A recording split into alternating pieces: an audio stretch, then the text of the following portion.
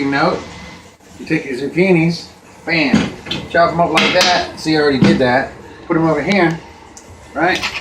Then you take them, dip them in a little bit of egg, dip them in a little bit of that Audrey house, put them in there, right? Got them going already. See, these are already going. Bam, get it close up there.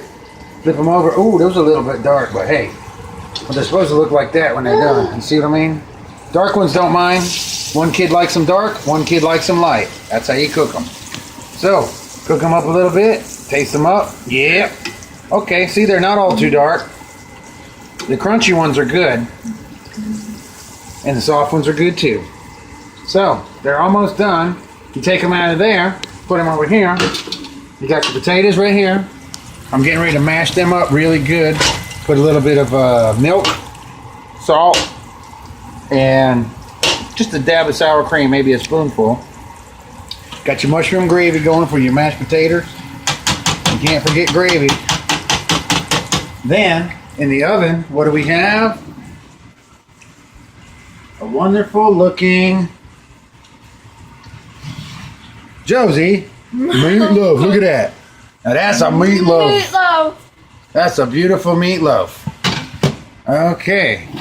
And now I know what you're wondering. What is that? Well, that is my special stuff right here. It's called Autry House, or House Autry, however you want to say it. It's a chicken breader, but you can use it on zucchinis. Nobody minds. They don't care. Zucchini don't know.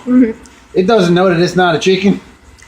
You just cook it up anyway. All right, let's see these burnt ones. Jacob will eat those, won't he? Yep. He loves burnt ones. I'll just take one of these real quick. I'll just take one of them. You cook them about a couple minutes each. Get them all burnt. You can cook them burnt. You can cook them soft. However you want to do it. It's totally up to you. All right, this is cooking just in the kitchen. Wink.